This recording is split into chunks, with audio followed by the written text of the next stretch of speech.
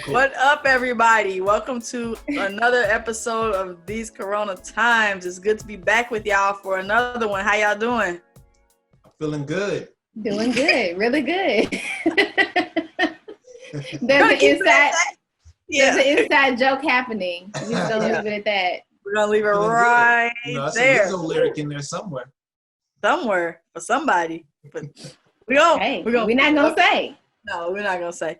So what's up, y'all? We are back. It's episode 18. We want to thank y'all so much for joining us again. We appreciate having you all last week as we had Miss Janessa Siegel on for part 2 of No Money, Mo Problems in These Corona Times, because we all can identify with that one. So we want to thank y'all. Yes. Thank y'all for watching last week, for tuning in to the watch party, for commenting, for sharing. Again, we appreciate Janessa and her expertise coming through. Make sure y'all hit her up at mywealthywellness.com or .org? .com? I think it's .com. I think it's .com. So, yeah, we'll make sure you hit her up there. We want to thank y'all for sticking with us. 18 episodes deep, y'all. I know. This is crazy. This is really crazy. But I wanted to so much during these kind of times. Right? You have to be able to compare from beginning to end. Yes. The link. So how did you all do with y'all self-care this past week? I did pretty good, honestly. What was yours, Brandon? You know, it's the usual, going to bed after snow. And I really did do well. You know, I went to bed. I actually got good sleep this week, you know, for real. And it definitely helped. You know, if I can get some decent sleep and not be super tired, I'm gonna always be tired because I got 2 kids. So I'm always be tired. But if I can just be a little less tired, that helps out a lot. Tiff, what about you? Sure, mine was to use the to-do list more. So I did incorporate that. I can't say I did it every day, but there was a good deal of time where I wrote down my projects and tried to check those off the list. So I can't say I accomplished everything that I had on the to-do list, but at least I wasn't kind of scatterbrained. And that was why I wanted to do it for, because I've been kind of unfocused, I would say, these last few weeks. Y'all, for those of you who know me, I operate on a schedule. I'm a person of consistency and routine. And I really thought that like having all this freedom and working from home, like it was ideal, but it's really hard on people who like that consistent, like I do this at 8:00, I do this at 9:00, you know, so being out of that routine of being in my office is really throwing me off. So I'm trying to work on that more. So having the to-do list helps because, you know, it seems like we went from like having nothing to do in Corona to now having lots to do in Corona. Oh man, lots. Yeah. So I'm trying to keep track of the work that pays me, and then everything else, you know, can be secondary or do it later. So it helps this week. I'm going to try to do it again. That's not going to be my self-care goal. I'm going to do another one, but I am going to make my little list, Simone. Well, that's a perfect segue into my self-care. I think last week I had given up because I don't know what happened, but I was struggling. I was on the struggle bus. So I am the opposite of these two when it comes to organization. I am not organized. I don't like the idea of a schedule. I'm just it's kind of like, you know, what stuff is like in disarray, but you know where your stuff is. I'm like that. However, with my new job, it wasn't working for me. So what I did do was I took the week to get organized. I'm looking for my planner from Dion Stokes that I got. What is this called? The Ambition Planner. I've been writing things down, actually writing them down, and I got organized. So I was less stressed this past week, and I just feel a lot better. So I'm going to keep that up. I can't say I'm going to be on my schedule, you know, like P's and Q's, but I told Sean, I said, I'm not sure how I got through school not being more organized. Not sure what happened there. I'm not sure either. I don't know how. Your unorganization was stressing me out. I know. I'm not organized. But my supervisor, she said, well, listen, something was working, obviously. I said, thank you. They gonna find something good to say. Hey, yo, she's a doctor, so she did something right, honestly. Yeah. Man. So anyway, I'm glad that you all were successful with your self-care and that I finally found something better to do in terms of organization. So like we've been doing every week for the past several weeks, acknowledging Black business or someone in the community who's doing something positive. And we are highlighting the founder of My Sister's Keeper. So the founder is Margaret Cowan. She's somebody that she went to our church way back in the day, but we're still connected. And the mission of My Sister's Keeper is to alleviate many of the stressors which prevent single mothers from being successful through the provision of affordable housing, childcare, tutoring, and access to healthy meals. Dope. So Margaret knows, what'd you say, Brandon? I said dope. Yeah. Yes. So Margaret, on the website, it says, Margaret knows the struggle of being a single mother because she is one. It is her hope to be the voice of those the often forgotten demographic. So you can go to the website, which is IamMySissiesKeeper.org. You can also find them on Facebook. And I know I recently donated. You can also donate to their Cash App, which is I Am SK Memphis. So maybe we'll have like a pop-up or something so you can see that. But really wonderful organization. Yeah, I think didn't they just move into like a new office space? Yeah, I saw some pictures of them like decorating their building and setting up some materials. So awesome. Yes, they had diapers. It was a gold mine in there for a single parent, a new parent, diapers and food and all kind of stuff. So wonderful job that she and her organization's doing. And I really think, like you said, the forgotten demographic. I'm very fortunate. I am married. I have 2 kids, and it was still a struggle. Mm-hmm. Like it was still a struggle. Gainfully employed, and again, it was a lot. And as far as because you buy diapers, it seems like every week. There were certain things that we were buying every week or monthly, and it was just like, wow. And you can't not buy them. You have to have. Right. You can't them. Like be like, well, I'm just not going to buy this. So I'm just going to save money and not buy it. Like they're mandatory, and so doing that type of program, that's a really big deal because the costs were a lot for someone in my situation.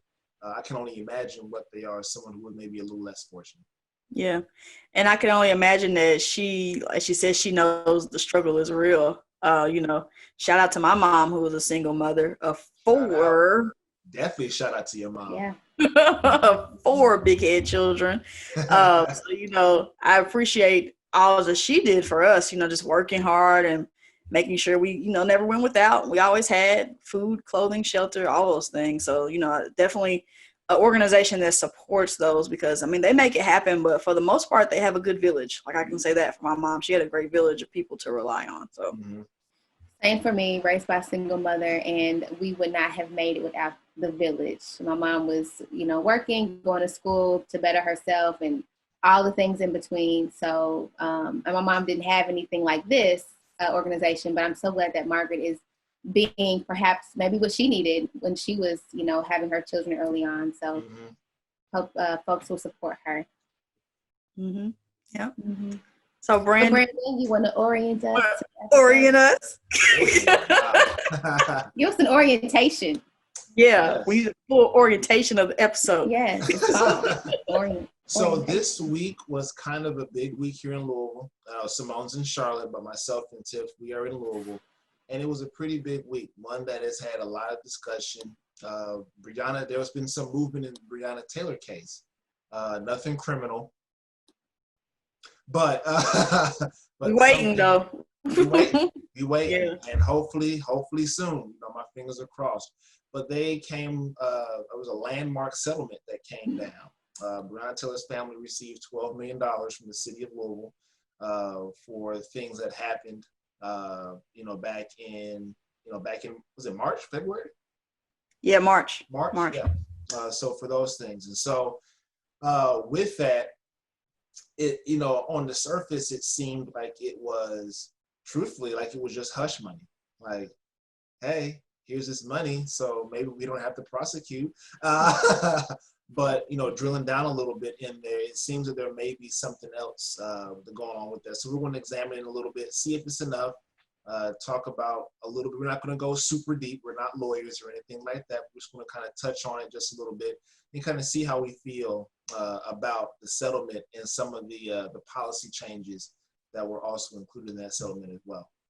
Yeah. So I can't speak for my co-host, but I know I've been social media quiet this week because when I saw it announced on Monday, I immediately saw what I can only characterize as idiotic statements following. Hateful, straight hateful, and idiotic, yes. Yeah, following a lot of the stories. So I decided for my self-care to just get offline because you can't fight every single. Don't read the comments. Yeah, you can't read the comments, yo. You can't read the comments. But it's been interesting, and I think for us, no host, no guest this week. It's gonna be us. I think it's important for us to use the space that we have, just kind of talk about how we feel about it, and use our platform to highlight some things and maybe share some facts and hopefully educate some of the uneducated folks who have been making comments. Mm-hmm. I don't even know where to start. I mean, and of course it's happened in Louisville, but in Charlotte, people are talking about it, everywhere. And, initially when I heard that, the family was being given this money, my first gut reaction was anger. Mm. It was anger. Because I was like, that's not what they asked for. Mm-hmm. That's not, and of course, everybody needs some extra money, but I was like, where's the justice? Like, I hope that this is nice, but this is not that's not what people have been marching in the streets for and protesting. That's not what this has been about. So I was taken aback initially. That was my gut reaction at first. I was, using a TIF word. I was confused at it because normally those types of settlements happen at the end after, after they decide to not prosecute. So to have all this come out now, I was, interesting. What does this mean? Mm-hmm. And for me, when I saw it Monday, my thought was, okay, cool. What's next? What else you got? Because I still want them officers. Still need that to happen. But there's been this whole like Simone said, there's this misconception that this at the surface was hush money. To kind of like, hey, we're gonna give you this because we ain't gonna do nothing else. There's been a whole lot of almost every week here in Louisville, we get like this text or whatever, just like, hey, this week there's going to be an announcement about the case. And then there's nothing. There's just like nothing happening. And I'm just like, why is it taking so long? And a part of me wants to be hopeful that paying out this money, like the city paying out this money, is a recognition of the fact that they were wrong. Like, I hope that they're saying that this ain't all, this ain't the consolation prize. We just showing you that we were inaccurate here. We messed up. And I hope that there's more justice to come, honestly. I don't know if I'm extremely hopeful for that because, as we know, this don't always play out in our favor. Rarely ever. Yeah. Rarely if ever plays out in our favor. Mm-hmm. I think that's why I felt so angry, because I think I felt like it was insulting, to the family and to the community at large. And like, is this what you think is going to make everybody, the family or whoever, be satisfied? Because it's not nearly enough. Nothing's enough. Having her back would be what everybody would want. Exactly. But because that is not going to happen, the family and the community has been the country has been asking for justice, and that means arresting the officers and having them pay for what they did for murder. Yeah. So seeing like, go ahead, Brennan. No, not sure where you're about to go with it. I was trying to change it up. I was too. I was gonna say, seeing as how, with this whole outcry with the settlement, like it's been either really, really good, like positive feedback, or really, really bad. Like, this leads me to believe that this is a preview to whatever is going to happen when the actual decision comes down from the Attorney General. So I guess we'll just start here. Like, what do you think will happen in Louisville either way? Like, whether this is acquitting the officers or whether this is charging the officers, what do you think is going to happen here in our city? I think personally, if the officers do not get charged with anything, there will be massive protests in the city of Louisville, citywide. Whatever can be mobilized, whether it's Until Freedom, whether it's Black Lives Matter Louisville, whether it's whoever, independent, whatever. If that does not happen, there is no doubt in my mind that there will be massive protests by multiple groups and factions around. Mm-hmm. Yeah, I definitely agree with that. And, you know, me and my family, we've been not joking, but kind of just saying, you know, for Christmas, for example, when we come back, like, is there going to be a Louisville to come back to? And we say it in like a sarcastic way, but seriously, because I think that there will be a lot that goes down violence-wise, because people will be enraged, and of course they would be. Especially if you think about like just kind of them giving the money at first, then being silent. It's been what, like a week now? How long has it been? It was Monday. Said nothing. Yeah, it was Monday. Yeah, and then for them to come out and decide, oh well, you know, we're not going to charge, or maybe the charge is really insignificant or whatever. I could see it not being good for the city. I think if that happens, you're going to finally get the riots that they've been warning about. Listen, everybody has an insider. Everybody works at the top of the government. Listen, they about to put they about to update the city about what's going to happen, and you need to leave your. I'm like, I'm so tired. Experts come from all these experts. All of a sudden, everybody knows something. It's like, I'm so tired of these mass texts. I just wish people would follow up when nothing happens. I would like to hear back from that person and go, well, you know, we got it wrong. My bad. Hey, you know, something. Why is it's just like that. Go ahead. I was like, why is it that the pictures they always post, they always look grainy? Like they never, like nothing ever looks good. Or when they making these pictures about protests, it's always like pixelated and everything. They copied and pasted from like an old picture or something. The same thing happened with COVID. Remember, we would get all those messages about, I got a cousin over in Homeland Security. About to shut it down. There's a decree coming down. Yep. It's like, I can't read it. It don't matter.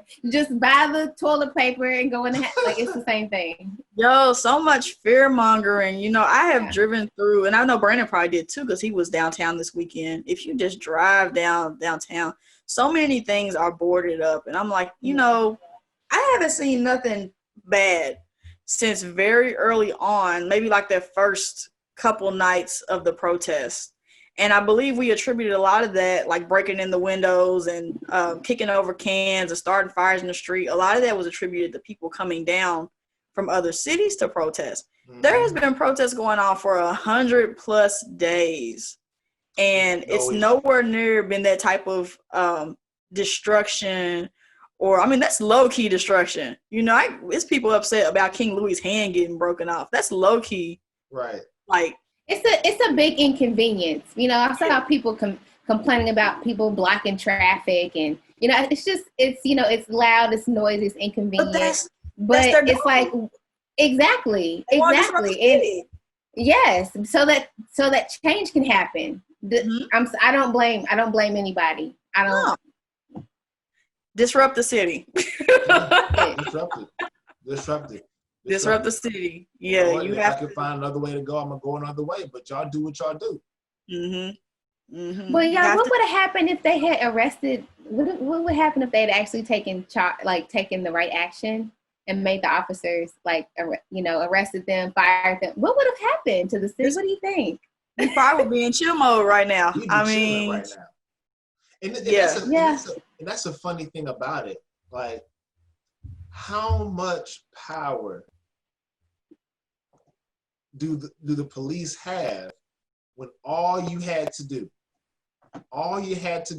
was like fake show that you were trying to do the right thing? All you had to do was arrest them, charge them, and if they had gone free in court, we black folks would have been like, at least they tried, but we couldn't get them this time. We would have been mostly straight. But like, this has been going on, and like you're not trying to do nothing. Like, how you don't give $2 million? What's so special about them? What's so special about these cops? Cops, right? And this is not to put down anyone that chooses to be a police officer or anything like that. But it's not like it's a shortage of folks that want to be police officers, right? Like, we're just talking about these specific individials, not the police force. They can be replaced. They can be replaced, right? Like, what's so difficult? I don't know. I almost feel like you ran. Just throw us a bone. Lie to me. Pull them out of handcuffs. Tell me you're gonna charge them, because again, we as black people have been through this for years and years. We've seen this time after time again. The evidence could be as clear as day. It could be on every camera, any camera. It could be photographed, videotape. They still gonna be like, well, he had a reason. Need to investigate. Yeah, we gotta. He was being excessive.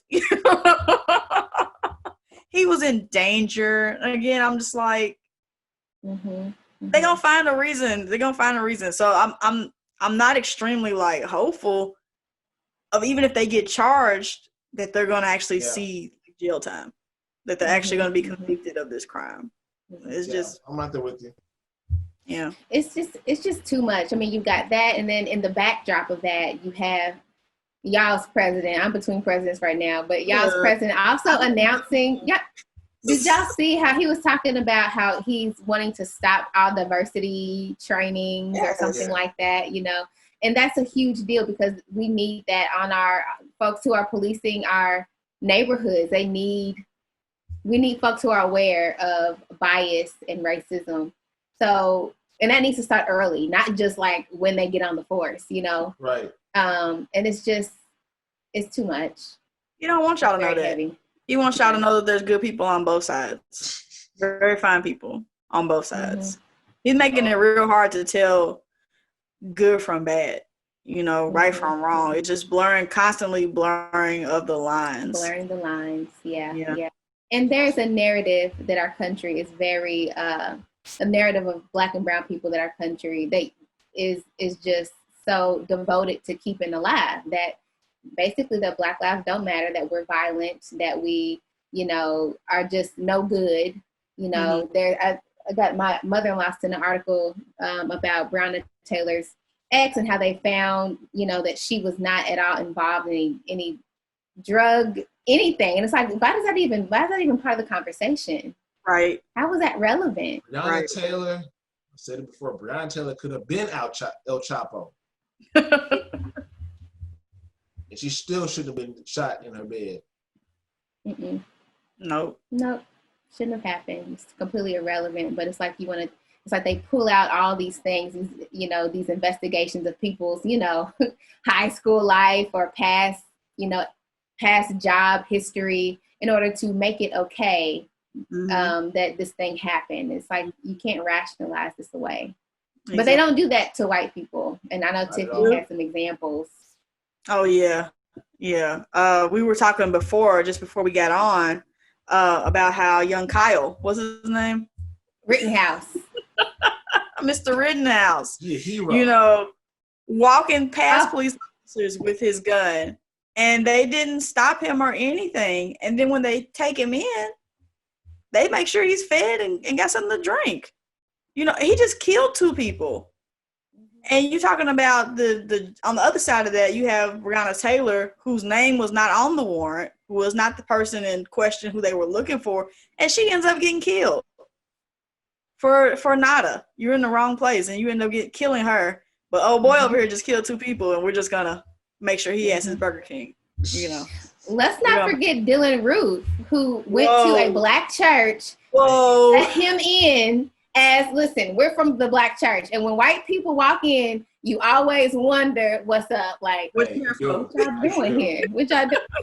But we let them in. We offer them a bulletin. We have them come in. We sit next to them. We do, because that's what you do. He prayed with these. They prayed with him, and then he killed how many of them? 9. I want to say it's 9. I want to say it's 6. Yeah. It was an odd number. Yeah. Either 7 or 9. And then I think he got some Burger King and some water afterward, or make sure he was hydrated and everything. Patted him on the shoulders, you know. They kindly carried him on in there without a scratch. Just, I don't understand. It's crazy. Now switching gears a little bit, let's talk about this 12 million. You know, let's talk about the money here. Is it too little? Or is it too much? Ain't enough. It's priceless. There's no price. There's just none. I have no price. How'd they get to that number? Now I don't know. Is this the highest in Kentucky? The one before, was that? It's the highest in Kentucky, but it's not the highest ever. Which that's one thing we wanted to bring to the table to talk about. So there was three cases. So Justine Rushcheck, thank you, Simone. Justine Rushcheck was a white Australian woman who was jogging, and she was shot by an officer who was of color, and her family was awarded $20 million. That happened in Minneapolis a couple years ago. And then there was another case of a woman named Betty Jones. She was a black woman. She was shot and killed by police in Chicago in 2015, and her family was awarded $16 million. And another case that I found, all these were available on CNN, of Corinne Gaines. This was a black woman who was shot and killed in a standoff with police in 2015 in Baltimore, Maryland. Her family was awarded $37 million. Wow. So for us in Kentucky, Breonna Taylor is the highest award that's been given to a black woman who's shot by a police officer. But in answer to Simone's, and we shared these cases because that was one of the things that I briefly saw when my eyes wandered toward the comments of these stories was, that's too much money. Why are we giving them this much money? That's not enough money. It ain't enough. It's on a life. Right. It honestly is priceless, but to say that her family is taking the money and just like gonna go quietly into the night, no, that ain't it. So, you know, as we talking about that, there was some other stuff that I think people didn't get past the headlines. There was some other stuff that came with the money. Isn't that right, Brenda? Yeah, there were. There was a section of police reforms that they had agreed to. There were a couple. So I'm going to read off a couple here. So one was it mandates that a commanding officer review and give written approval of all search warrants and documents aimed at calculating specific dangers of a warrant location. So I guess it just adds like an extra layer for those search warrants. Again, I'm not a lawyer. I'm not someone who knows legalese. That's just what I kind of get from it. Requires the presence of paramedics whenever a warrant is executed. Now, the crazy thing, from y'all can correct me if I'm wrong, when it's upsetting that the shooting wasn't what killed Breonna. She was actually alive. And if they had if they had called for a paramedic, she could have actually lived.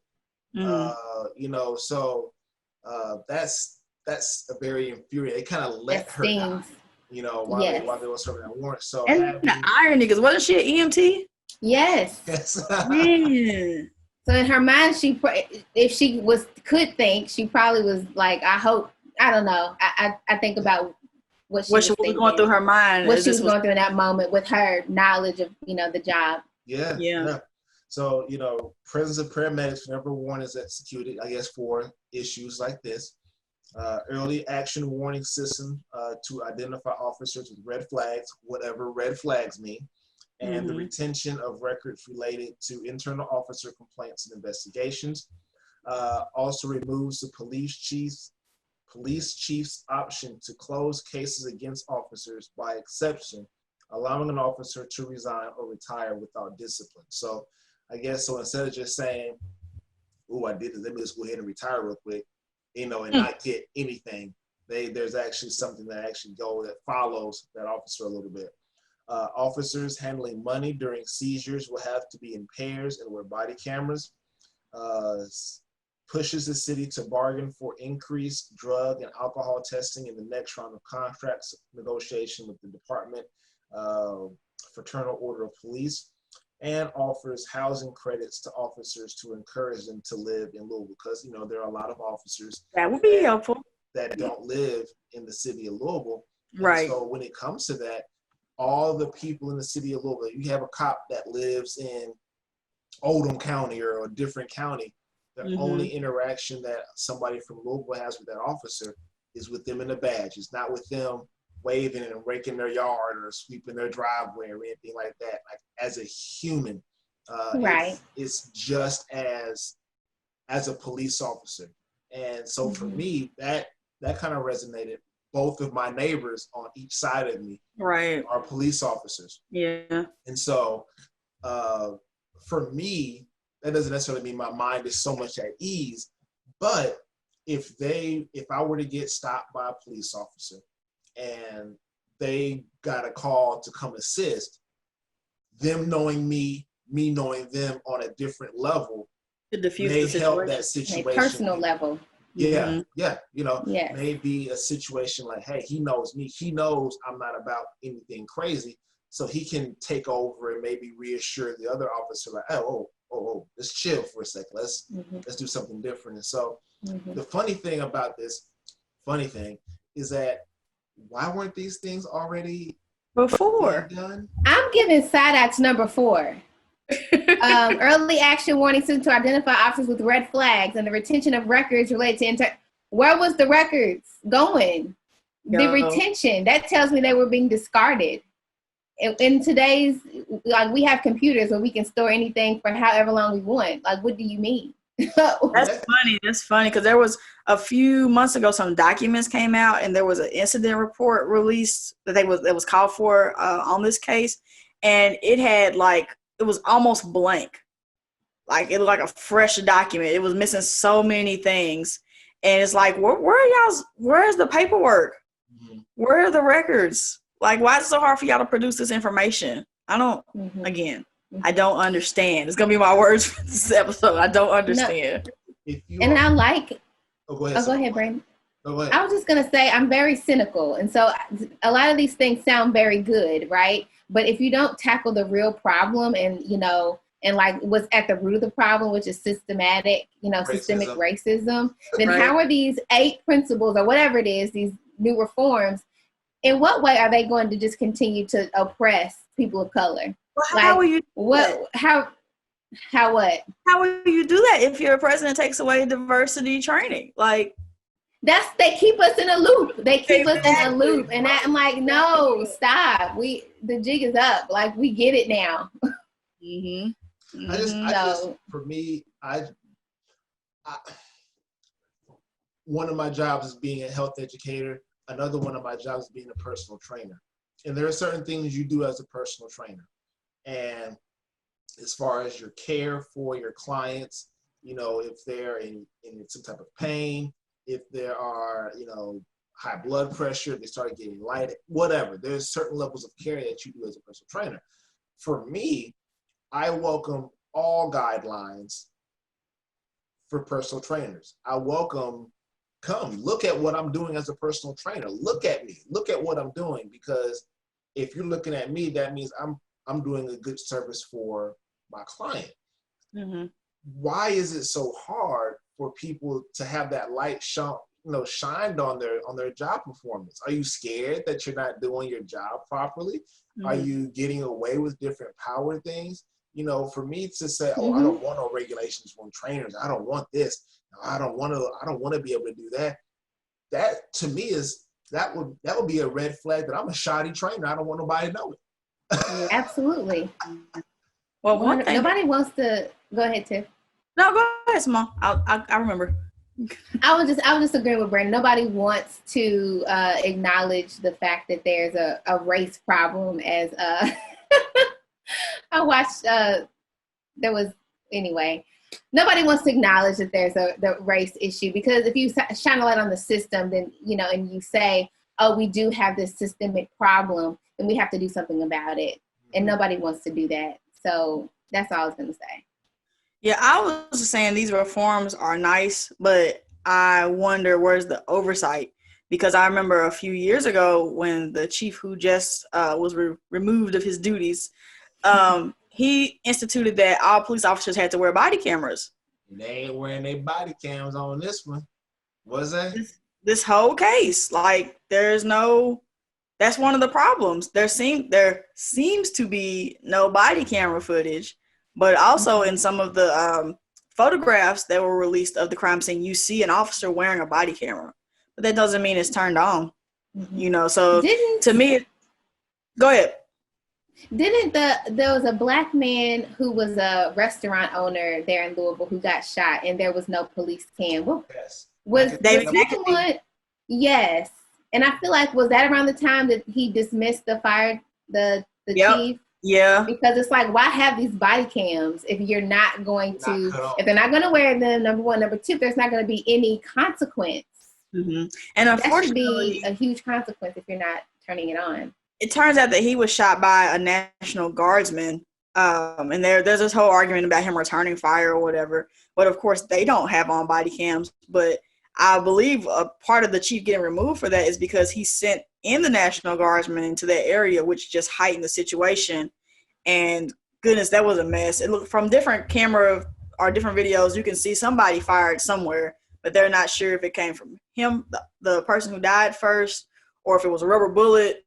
But in some exchange of fire, unfortunately, he ended up, taking the shot and not making it. I don't know, man.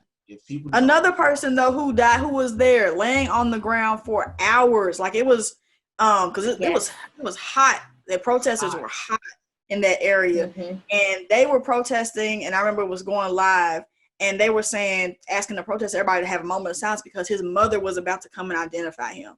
He had been laying there for hours. I remember that. I don't know, man. You start barging into my house, and I don't know who you are. I'm gonna shoot you. You have a right to defend yourself in your home. Now I know he was out. Was he out front cooking? What was he doing? He was like working. Cooking in the back. Yeah, he was working. Yeah. A pillar of the community. But y'all know we can't do that. Stay in your ground law. Cook. We can't stand. No, you can't defend your home if people come in unannounced. That don't work for us. Only George Zimmerman could stand his ground and get away with that foolishness. Ooh, I'm gonna keep my comments to myself on George. Me too. Too. So I'm gonna keep my comments to myself. Just talk about the justice system not working in our favor, though. Like right there, just God. Question, and I don't know. We didn't dig this deep into it, but for the other individuals who were killed, and all that is very sad. The other white individuals, that's very sad. I'm so sorry that happened to them and their families. I wonder how much time after it happened was that money awarded? Were protests and other upheaval? Like what all transpired to elicit them to give that money, to award that money? Because to me, with Breonna Taylor, this step with the financial whatever reward or whatever you want to call it, awarding, it wouldn't have happened had people not been leaning on them. And so that makes me think, okay, these protests, as much as y'all want to, say they don't work, it's the collective pressure made something happen. Consistent boycotts have, I think, definitely led to this. Because this has been going on literally. I think all of us follow some of the same people on Facebook and whatnot, and we see every day alive. Yep. About what's going on. I really do believe that. And I don't think that's talked about enough, because a lot of times with these cases, they don't last this long. Yeah. Yeah. We 100 days into this, over 100 days into this. We've been talking about that. Like we in our progression of episodes, we have said that, you know, part of the blessing of this particular case and some of other folks who we've lost during this time is that your attention span is real clear right now. You know, a lot of people are out of work, they're on unemployment, or they're in a more relaxed work environment. They are protesting daily. People are streaming. They're not letting this go. Like you say, it's been 100 days. And somebody said to me the other day, like, you know, why are they still talking about it? And I'm like, you have to keep talking about it. You have to keep talking about this. Why are they putting up billboards with her name? Why is she on covers of magazines? Why is she the story on a lot of the channels right now? If you stop talking about her, they're not going to do anything. They're not going to do anything. Nothing. Yeah. Yeah. What was it? Absolutely. The Montgomery bus boycotts lasted like 370 some odd days or something in the 300s, like a year or more. Yeah. So, and what happened? The results from that were, you know, Black folks could ride the buses. This, that, and the other. So, you know, for, you know, what they wanted, they got. And so you just have to really be consistent. Yeah, you got to keep pushing it, yo. Like, I know Brandon watched the press conference that the mom and the lawyer gave, Breonna Taylor's mom and lawyer gave. And I know one of the things she said in her comments outside to the people was pressure applied. She just kept saying pressure applied. And I mean, it's everything that has happened from the Breonna Taylor's law to this settlement, even though it wasn't asked for, to these reforms, has come as a result of people constantly keeping her name at the forefront of this argument, constantly protesting, constantly out there, constantly showing up. I mean, they marching on, I think they was at Daniel Cameron's home this weekend. I think they was at Mitch McConnell's home this weekend. Oh, really? Yeah. Wow. They out there. They've been in Greg's front yard. Listen, you know. When I saw that video of Greg Fisher in front of somebody's house talking about something, and that big crowd came out, I died. I was like, "Thank you, yes." Listen, and he just was like, and he got in his car. Listen though, Greg Fisher ain't got no friends because all the people in front of him, they couldn't. Hey, bro, hey, right? You ain't got no friends, like. Because that group had time to set up. They had time. And he was still talking and nobody was like, nope. They probably knew about it. They probably was like, hey y'all. We're gonna let him go to the podium. We haven't even talked about Greg Fisher in these Corona times, because I know a lot of, and that was actually what was said too when a lot of those people were there at that event. Those Black people voted for him. They, you know, believed he was going to change the city and are really disappointed in how things have gone. And man, I don't know how I feel about Greg Fisher right now with all this happening, but I think did it come down last week? There was a no confidence vote by the Louisville Metro Council towards him. Yeah. It's just, it's getting real in the city. It's getting real for him. And kind of like this much, because he's catching it from both sides. White folks and Black folks don't like him right now.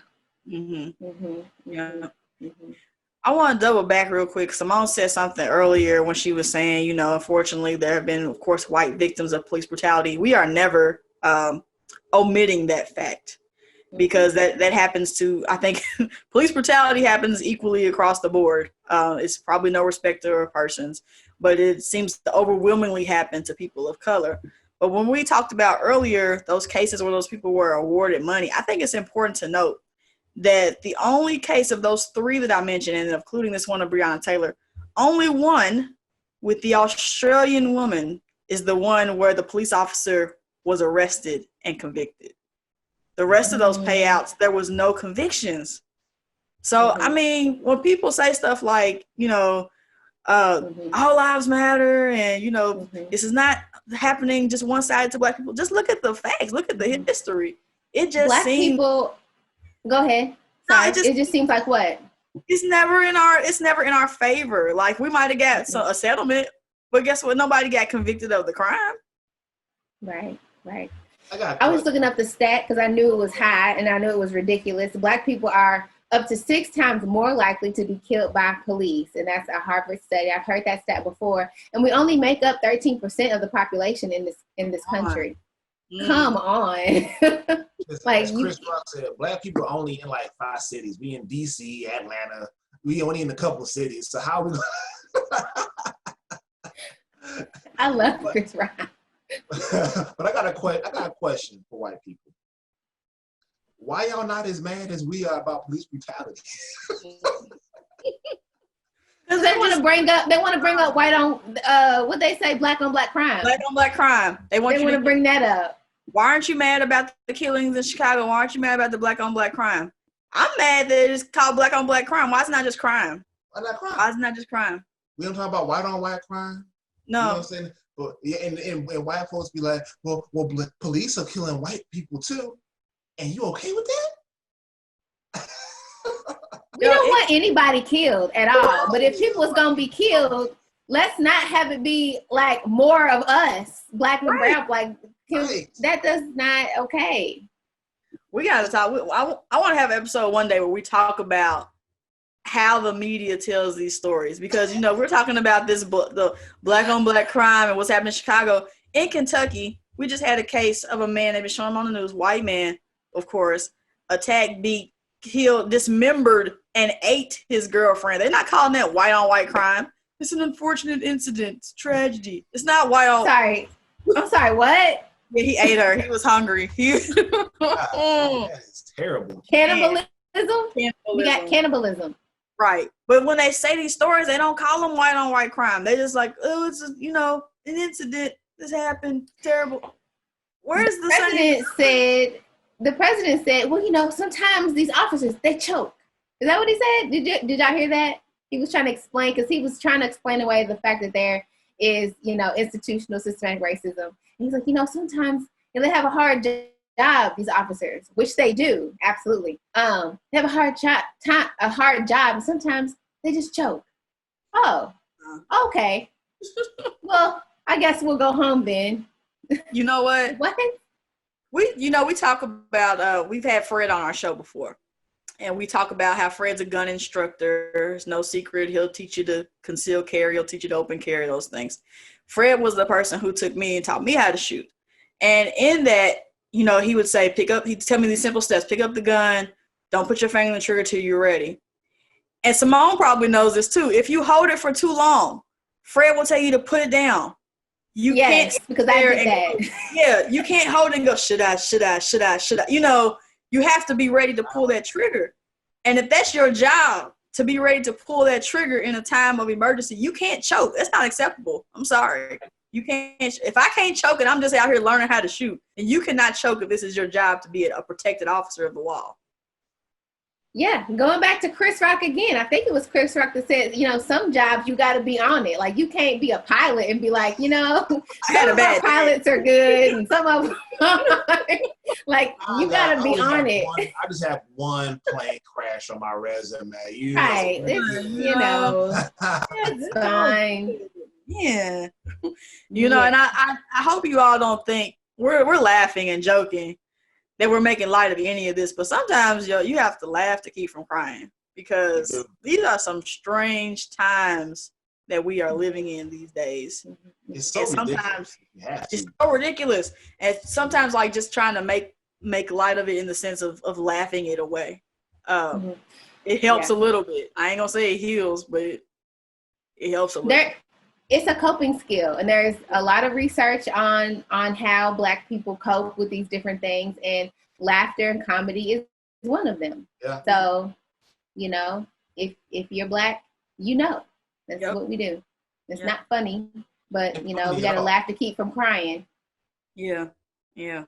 So I think that we're on a point now of mental health. I just looked down at the notes. I think that's a good place to. Simone's like, yes. My mental health is obliterated. Oh, it really is. Yeah.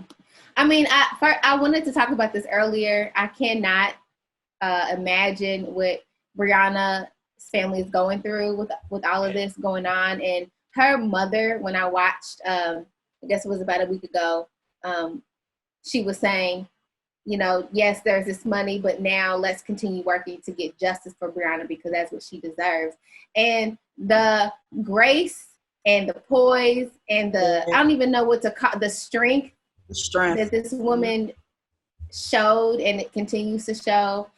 I don't even know what this, I don't even have the right words to even describe it. It couldn't be me. I don't know what I would do. And all of these, I hate that this is a club now that people can actually be in, but all of these mothers who have lost these children too soon, and not say that they're young or they're in age or anything, but these are somebody's children regardless. They've lost their children too soon, and they have banded together, and they're still fighting. You know, I saw where Trayvon Martin's mother was fighting for a seat in like government in her state to try to help change laws and put things in place that will prevent this stuff from happening. So these mothers, unfortunately, I hate to always just see them at other events, other funerals for people who have died, but they are still fighting this fight for their kids on behalf of justice for them in some way or another. Because again, where there are situations where they may have received settlements after the fact, there has still been no convictions. There has still been there's no closure for that. Like, none. Like zero. Yeah. Like, It's I see it as selfless acts when they do that, when they band together and support other families, because if they wanted to go into hiding and just be, you know, live an obscure presence, I wouldn't even be mad. Listen, I wouldn't even be mad. You know what? I'm gonna dip out on America right now. I'm gonna go to a different country. I'm out of here. Couldn't even get mad. Yeah. So our mental health is all over the place. I already know what my self-care is going to be this week, though. I know what it's going to be. Okay. Well, I'm pretty good about staying out the comments. I'm pretty good at it. But if one of y'all mentions it, I'll go and read them, unfortunately. I'm just going to have to stay off social media because I'm not, and I don't know why this is. Why is there always the first comment under the story is never a positive one? It's always a negative one. These algorithms. Man. Yes. And I mean, people are mad about everything. UK fans are mad that their team, which is predominantly black, has made a video to say Black Lives Matter. U of L is mad that their team has made, teams predominantly black, a video to say Black Lives Matter, racism is wrong. Why? How can you be mad about this stuff? And I saw another meme today. I know we're drawing to a close. I won't be before you long. I saw a meme today that said, why is it whenever people say Blue Lives Matter, you never hear the All Lives Matter people come out? They only come out when you say Black Lives Matter. Then all of a sudden, all the lives matter. Because blue lives equals white lives. Yeah. I mean, it's just say what it is, you know?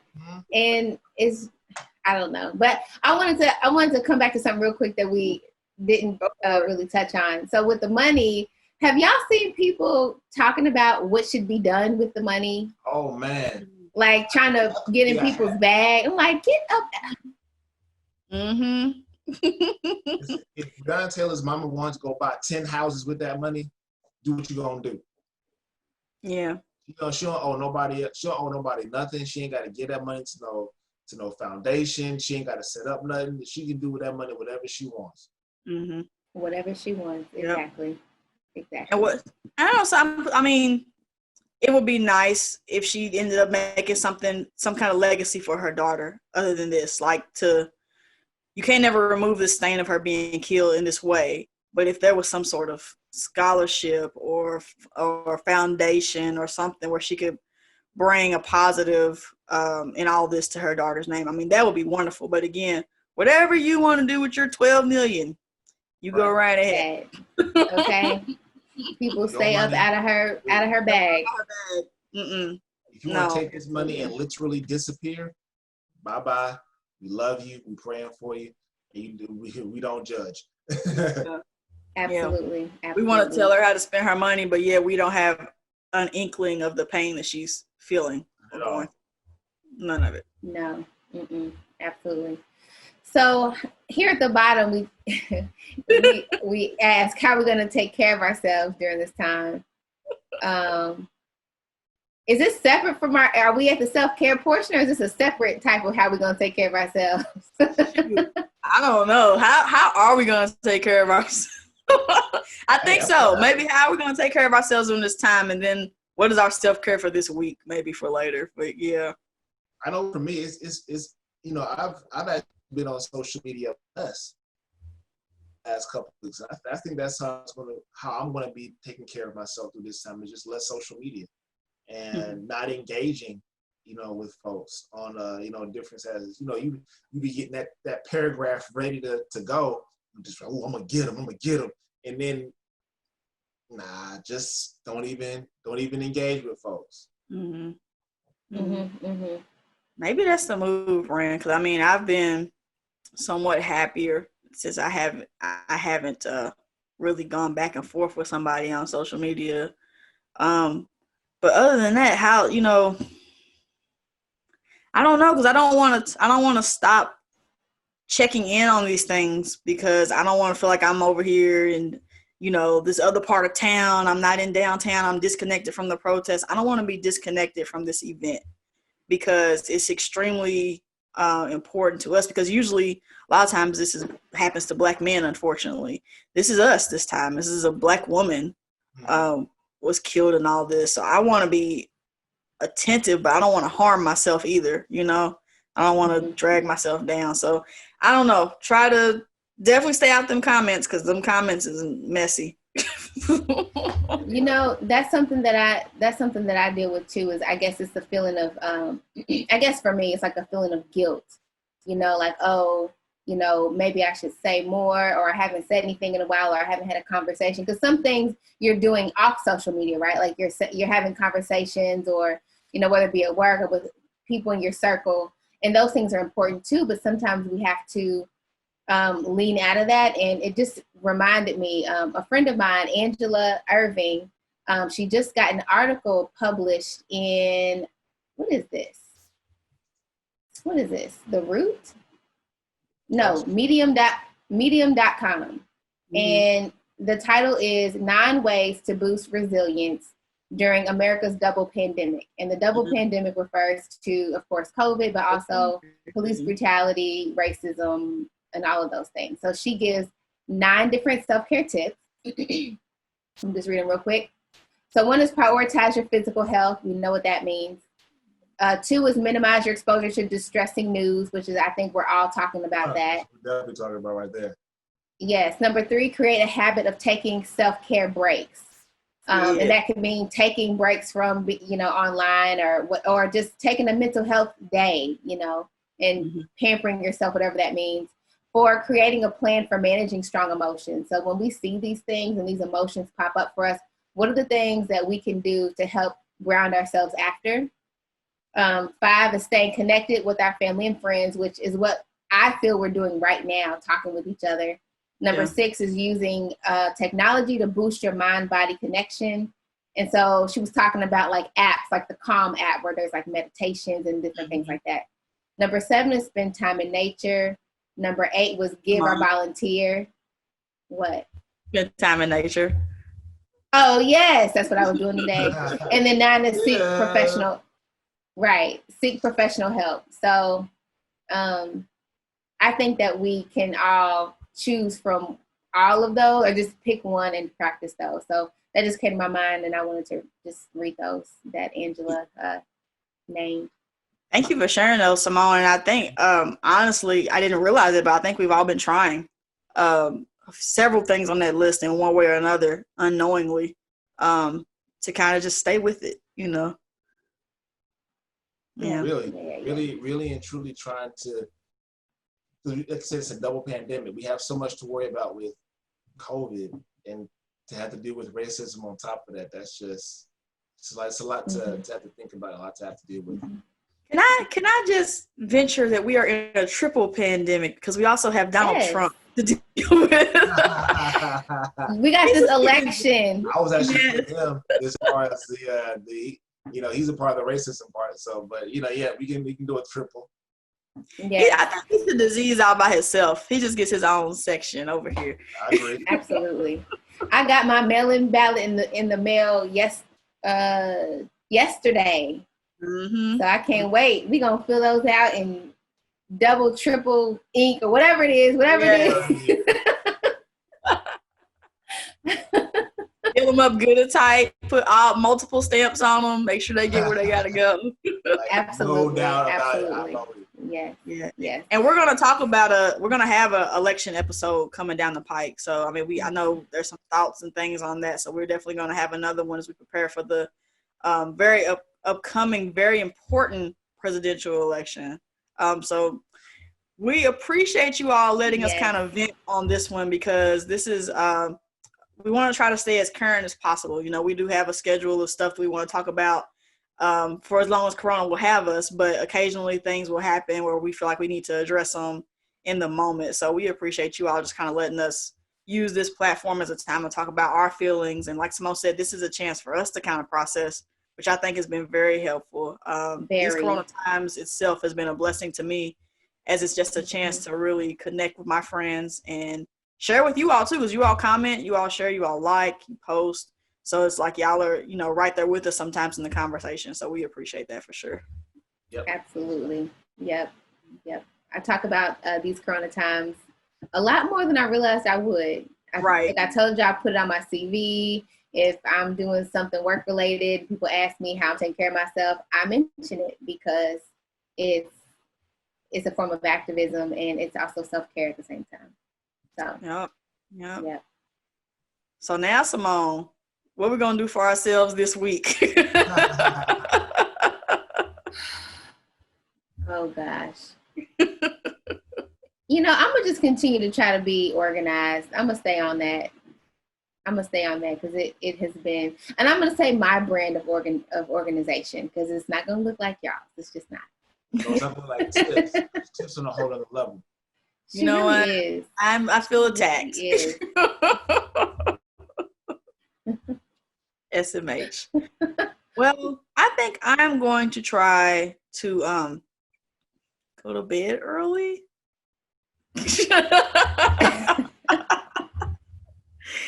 I need to try to get in the schedule. Stop laughing at me.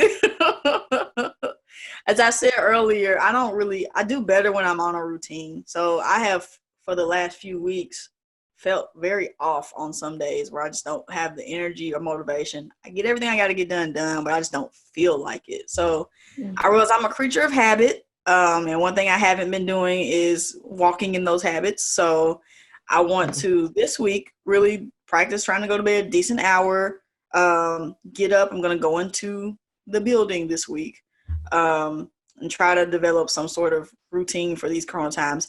It's very hard because you don't know when this is going to end. And, we spike, we come back down to normal, and I don't know what they're going to do. So I need to try to figure out something I can do to keep my mentals together. So I'm going to try this week to go to bed early, get up early, I guess, and, have a schedule.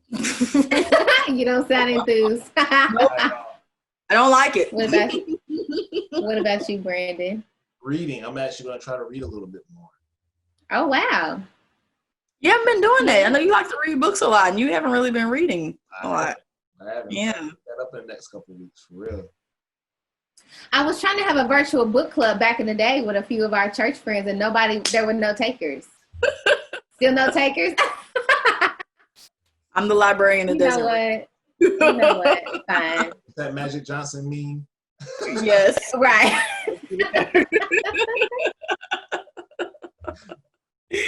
Well, cool. Again, thank you all so much for rocking with us for this hour. We hope you glean something from this conversation or use it as a chance to de-stress for yourself or gain some knowledge if you didn't know some of this stuff before. Till we come back before you again, we want to remind you to stay safe in these Corona times. Yeah. Take care of yourself in these Corona times. You don't have to read every single story. You don't have to watch every video. It's okay to take a step back. Yeah. Brandon said, wear your mask. Don't forget that. This ain't over yet. It's not. Wear your mask. You know, we're in 2.5 here in North Carolina, and I don't know, but the playgrounds are open, but Caden can't get on the swings. He's not getting on. No, we're not doing it. We gotta be safe, y'all. And of course, today when this comes out, it's gonna be a great day to arrest the killers of Breonna Taylor. The killers of Breonna Taylor. Let's just do it today, this week. If you so wish, Mr. Cameron, please help us out here. But yep, till next time, y'all. We remain yours. We remain yours.